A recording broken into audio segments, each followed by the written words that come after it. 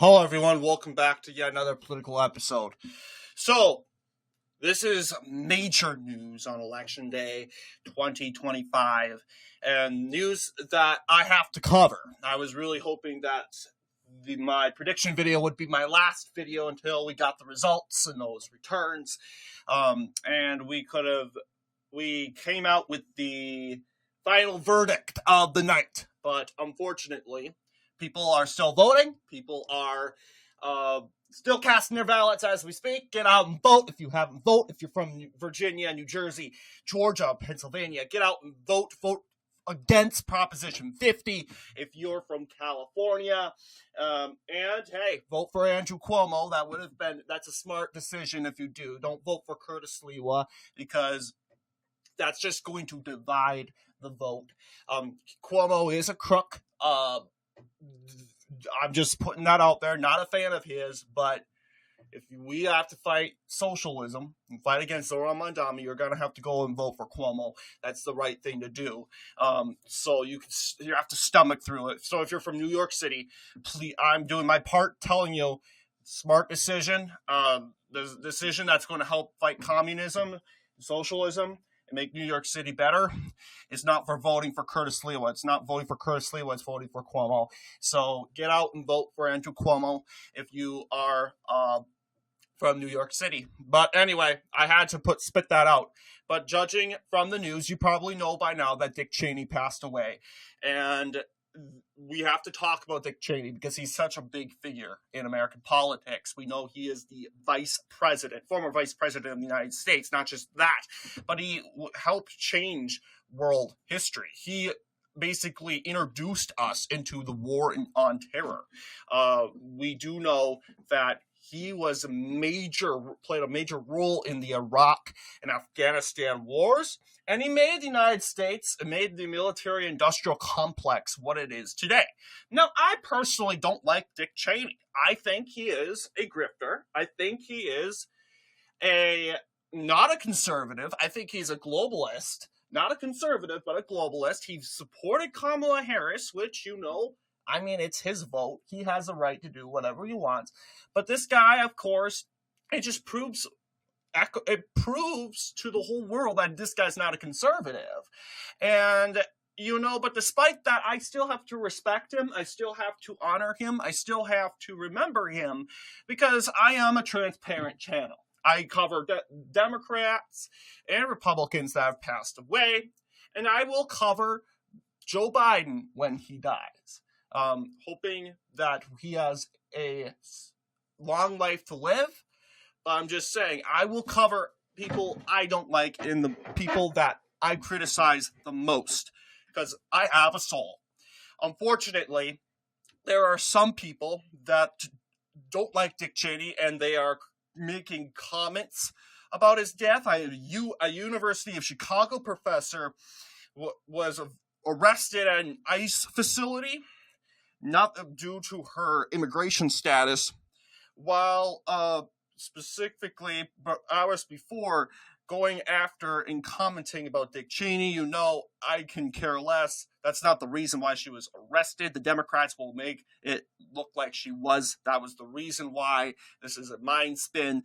But ultimately, the vile comments against Dick Cheney are inappropriate.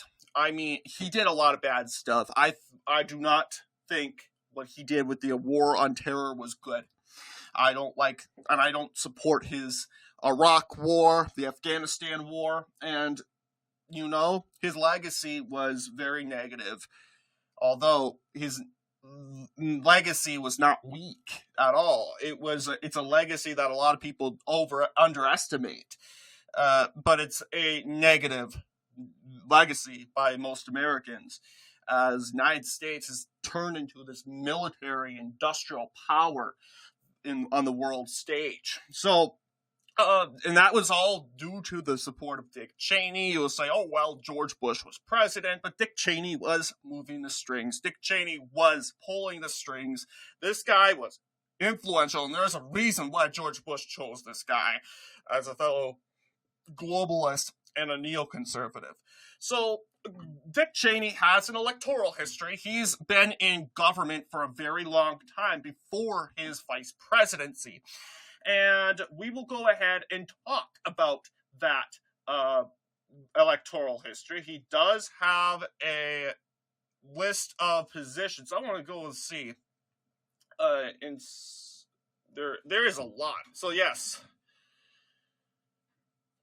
he was also the Secretary of Defense under George H.W. Bush. So he has a huge relationship with the Bush family in general. So list electoral history. We'll just type that. Electoral history of Dick Cheney. And we covered him because obviously Wyoming is an at-large congressional district, meaning that, yeah, this guy was elected statewide in the state of Wyoming, specifically in 1978. We can jump all the way to 1978. Don't know if there's an actual election results on the 1978 election. That's kind of hard to point out. But you'll see it was more of a divisive result. We can actually pull up Wyoming election atlas.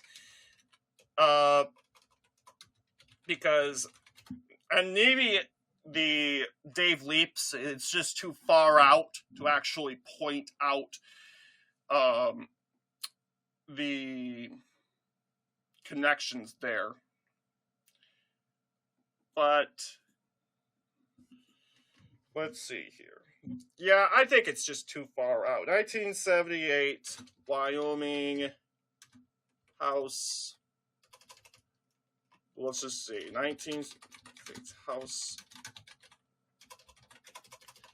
I can tell you for sure he's carried every county. But the question is, by how much? This guy has been a huge legendary figure. 58%. We'll just go over the actual numbers.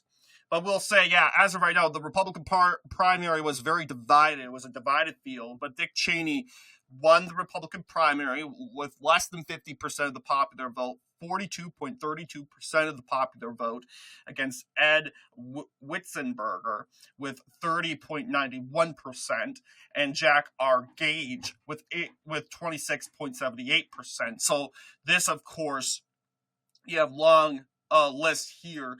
But yeah, it showed that this was a pretty divided field. Not to mention, the 28,000 voters. Think about it, guys. 28,000 voters, less than 100,000 in general, got elevated Dick Cheney of what he used to be. 28,000 voters or people got to determine world history because, best believe it, this guy got in government. It doesn't matter if it's vice president or House of Representatives, he would change world history, and that's exactly what he did. So imagine this. It's mind-boggling. 28,000 Wyomites. 28,000 Wyomites impacted and changed history in the upcoming years. It's mind-boggling. But anyway, Dick Cheney flipped the seat. He defeated William D. Bagley, who I'm guessing is a no-namer. I'm guessing the previous Republican candidate did not run. But you can see clearly that the previous Democrat, you'll see that Dick Cheney has solidly defeated William D. Bagley in a close, not a close election result, but 78,000 votes, less than 100,000 in general. This was, of course, in the 1978 midterms, shall we add. 1980, you'll see that Dick Cheney, the incumbent, also won re-election pretty handily and pretty solidly. Then again, I am not sure. Do we have 1980 results? I can't just go back and forth and distract from the video, but he just defeated Jim Rogers. This guy has become very popular, 10-point overperformance of his 1978 result 2 years ago. And he got 68.57% of the popular vote, the same ideological balance as Wyoming is today. Like, I mean, it voted 71% for Trump. It voted 69% for Trump in 2020. Seems like around that line, but you'll see less turnout than it was in general compared to today. But yes, Dick Cheney, incumbent, defeats Jim Rogers, Democrat, by a solid margin. Yes. He, of course, let's see. George Soros. Oh, yeah, he's a George Soros fan. He worked with George Soros. So, of course, this guy is... I mean, if it's either pick Cheney or pick Rogers, you got a goomball in the office. But then you got, of course, 1982. You have the Dick Cheney winning a third term in the 1982 midterms. You'll see with 71.9% of the popular vote. Less of a turnout in 1982 because 1980 was a presidential election. 1982, Dick Cheney winning 71%. He's up in the 70s now. He defeated Ted Hommel, who only got 28.91% of the popular vote. Of course, 159,277 votes have been casted in this election alone. In 1984, you got the red wave of 1984. The re-election of Ronald Reagan. You could imagine there was a big turnout, and there was a 20,000 vote increase of turnout. And you'll see that Dick Cheney even overperformed his margin from 1982 by 2 points. And you'll see, despite that, even though there was a libertarian, that was Craig Al McCune, who, he did very well. He picked 2.3% of the popular vote. I could imagine that, during this time, the Libertarian Party was taking votes from the Democratic Party and both Democratic and Republican parties. But you'll notice that the Libertarian Party didn't really hurt the Republican Dick Cheney at all. In fact, he gained despite the Libertarian there. So it really tells me that most of the damage from the Libertarian being in the race was specifically from basically by Hugh B. McFadden, who is the Democratic nominee. You'll see he underperformed Ted Hommel's margin by 4 percentage points. So that does show and tell us a lot on who suffered the most when it comes to that. The 1986 race, you'll see Dick Cheney getting 110,000 votes, 69.28%. See, we can actually go ahead and see if I can pull up, if there's any way possible, we could try 2 ways to use Wiki Commons to actually get a map of the result, or we can see if there's any... Well, first, if we use Wiki Commons, that would save us time, because then we would... Let's just say, we know for sure that there is no map looking at the general election page. But you got... Okay. Oh, 1989. Pardon me. This is... Oh, wait. Wyoming election. House election. That doesn't make sense. Must be for the state house, then. It certainly must be for the state house. But Yeah, it doesn't make sense. I mean, even if comparing this 66.62%, this doesn't really look like a big overperformance for uh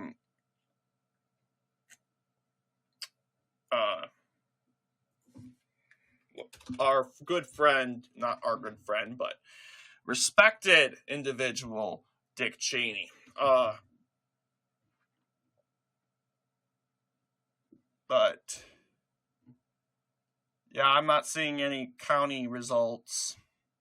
There's old Dick Cheney as representative, Secretary of Defense. But yes, you have 69.28% in the 1986 result going for Dick Cheney. You got 30.72% for Rick F. Gilmore. Of course, this is a Republican hold from that point on. In the at-large congressional district, 1988, you'll see Dick Cheney is winning less than his margin's collapsing, which maybe is an indication why he accepted the Secretary of Defense offer from George H.W. Bush. But he got 66.62% of the popular vote. His opponent, Brian Sherratt, got 31.82%. You see there's a neck-and-neck battle. You see Dick Cheney could have got over 70%.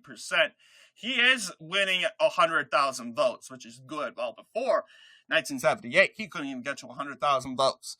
So, and yeah, you still have McCoon, Craig Allen McCoon, taking votes from Democrats. Although Brian Sherratt does a bit better. And I think actually McCoon's taking votes from Cheney this time, because Sherratt's doing a little bit better than Gilmore did 2 years ago. You also have the New Alliance, it's led by Al Hamburg. And yeah, it's a left-wing political party, of course, yes. Anti-Zionism, socialism, revolutionaryism, revolutionary socialism, socialist feminism, left-wing populism, left-wing nationalism. Yeah, this is a far-left political party as can be. And of course, at the time, 868 lunatics decided to vote for it. Has zero chances of winning. Out of everything, I don't even know. Because back then, the Democratic Party, maybe they appealed to somewhat of those some people, but not all the time. We're talking about a Bill Clinton-like Democratic Party. That doesn't appeal to the average socialist. Just saying. It doesn't really appeal and say much about it to the average socialist. But, yeah. Whether, I wish we could find the county results, but unfortunately, Wyoming, in the U.S. Election Atlas, it's not telling us anything. And you only have these couple elections, but obviously Dick Cheney, he would accept the United States Secretary of Defense confirmation, elevating his political career. I bet at some point, he would have been president. But obviously that didn't happen. And thankfully it never happened, because the world would be at war.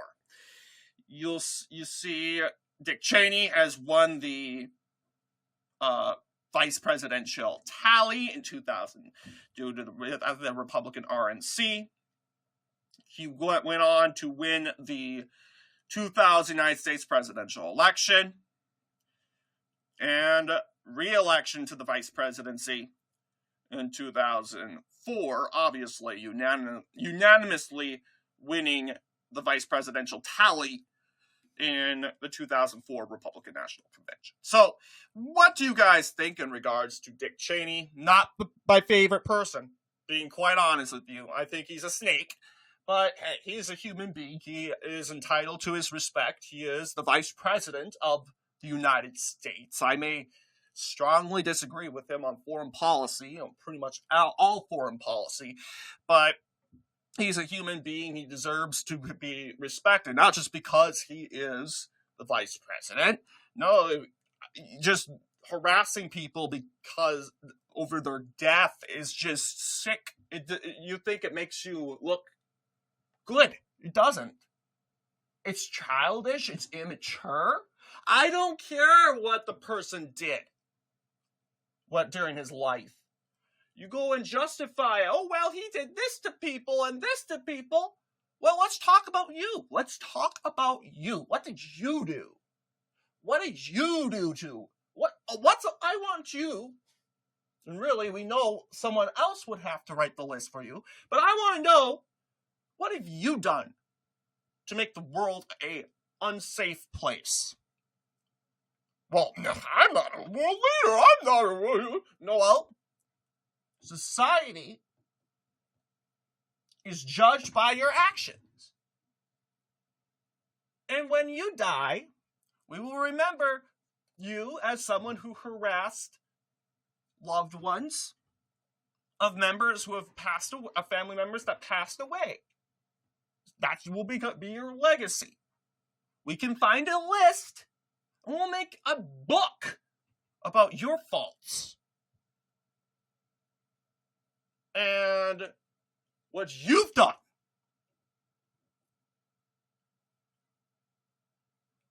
to hurt the world. We'll make a list.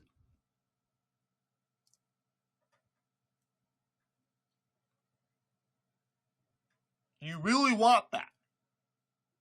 It's up to you. So if you don't think you're a good person, I would not be celebrating someone's death. Because usually in the same world, everyone would disagree that would be a good thing to do. So anyway, what do you guys think in regards to this video? Let me know down below. And as always, see you all in the next political episode.